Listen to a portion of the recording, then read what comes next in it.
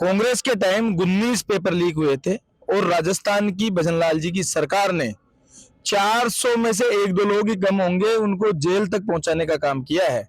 अगर आप बात कर रहे हो पेपर लीक की, तो भाजपा सरकार में मंत्री की पोती ही है वो पेपर चुराती हुई पकड़ी गई। तो हम मान सकते हैं कि ऐसे करते सामने आने के बाद में कि ब्यूरोक्रेसी या फिर नेता मिलकर उस पेपर लीक को बाहर नहीं आने दे रहे। फिर मैं आपको कह रहा हूं, फिर आपके पास जानकारी का अभाव है।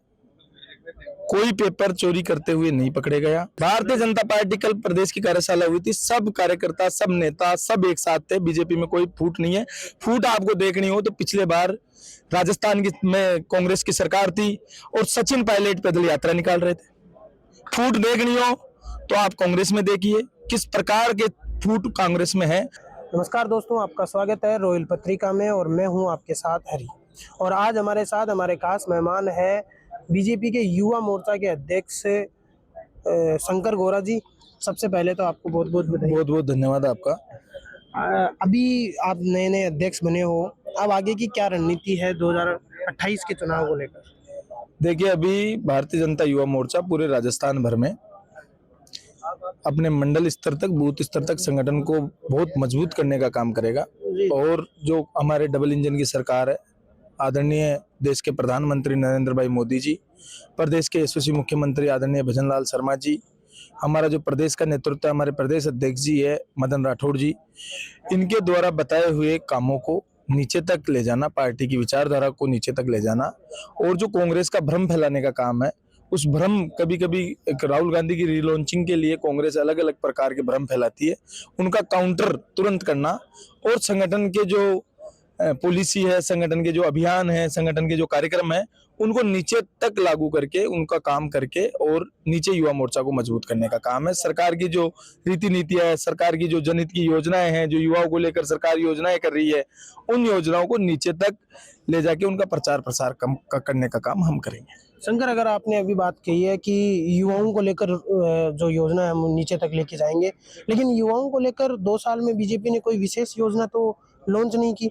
अगर हम बात करें पेपरों की, तो पेपर लीक आज भी वैसे ही हो रहे हैं।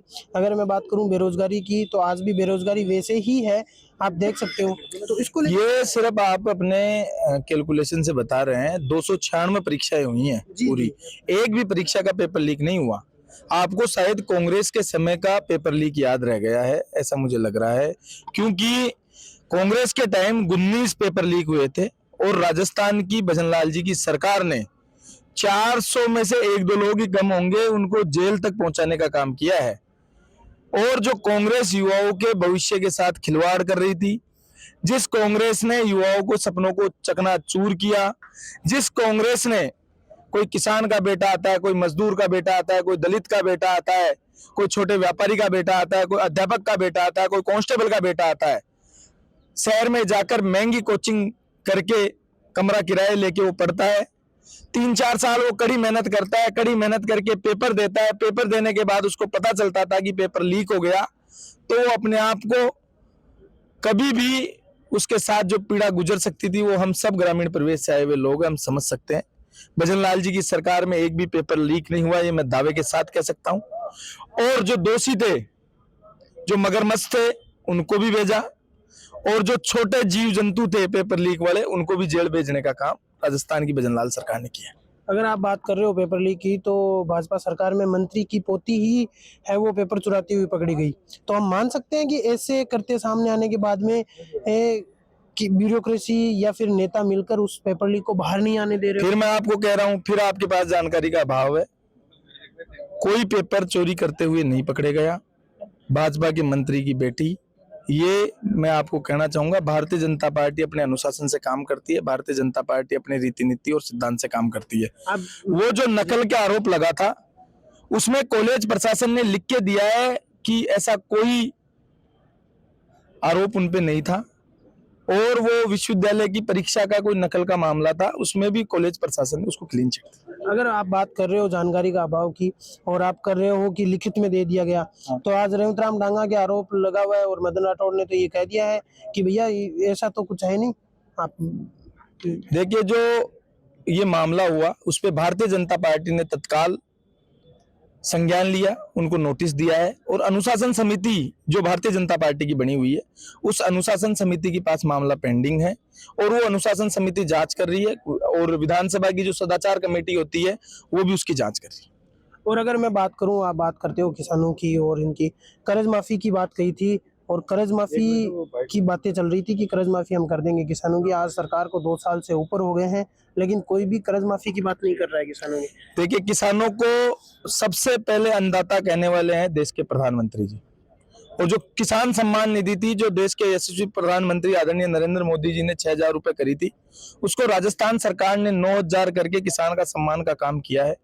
देखिए, बड़े बड़े किसान सम्मेलन राजस्थान में आयोजित किए जा रहे हैं और उन किसान सम्मेलनों में आप भीड़ देखेंगे तो लगेगा कि आपको एक ऐतिहासिक काम जो भजनलाल जी की सरकार ने किया है, जो राजस्थान की सरकार ने किया है, चाहे वो फसल खराबे का मामला हो, चाहे किसान सम्मान निधि का मामला हो, चाहे किसानों के लिए और सब जो योजनाएं लाने का काम हो, वो भारतीय जनता पार्टी की सरकार। भीड़ की बात करें तो भीड़ तो चूरू में धरना देने पे किसानों की भी हो जाती है, भीड़ तो टीबी में आंदोलन कर रहे किसानों की भी है, भीड़ तो जोजरी नदी बचाने वाले किसानों की भी है, और भीड़ अगर मैं बात करूं तो भीड़ तो जोधपुर में किसान है वो एमएसपी को लेकर या बीमा योजना को लेकर धरना दे रहे हैं, उनकी भी है। देखिए, भीड़ दोनों भीड़ों को अलग अलग देख सकते हैं? नहीं, दोनों भीड़ों को अलग अलग नहीं देख सकते। आप सिर्फ नकारात्मक चीजों को देख पा रहे हैं और मैं सिर्फ सकारात्मक जो काम हुए हैं उनकी एक बहुत लंबी सूची हमारे पास है। मेरा काम है, मैं माफी चाहूंगा बीच में टोक रहा हूं, मेरा काम है अगर आपने 100 काम वो वादा किया था उसमें 99 हो गए, अगर जो एक नहीं हुआ है वो पूछना मेरा काम भारतीय है। जनता पार्टी की 2 साल में जो सरकार ने वादे किए थे उनमें 70% वादों को पूरा करने का काम भारतीय जनता पार्टी की सरकार ने किया है, और जो 5 साल बनाम 2 साल है उसको लेकर हम हर जगह जा रहे हैं और सरकार की सारी योजनाओं का बहुत अच्छे से इम्प्लीमेंट हो रहा है। आप देखिए, राइजिंग राजस्थान के माध्यम से पहले वर्ष में राइजिंग राजस्थान कराने का काम भारतीय जनता पार्टी की सरकार ने किया और प्रवासी राजस्थानी दिवस बनाकर उस अभियान को और आगे चलाने का काम भारतीय जनता पार्टी की सरकार ने किया, जिससे युवाओं को रोजगार भी मिल रहा है और इन्वेस्टमेंट भी राजस्थान में आ रहा है। क्या अब एक सवाल, अब अगर बात करें बीजेपी में लगातार बातें चल रही है कि बीजेपी में फूट है, तो क्या इस मामले में कुछ है? भारतीय जनता पार्टी कल प्रदेश की कार्यशाला हुई थी, सब कार्यकर्ता, सब नेता, सब एक साथ थे। बीजेपी में कोई फूट नहीं है। फूट आपको देखनी हो तो पिछले बार राजस्थान की में कांग्रेस की सरकार थी और सचिन पायलट पैदल यात्रा निकाल रहे थे।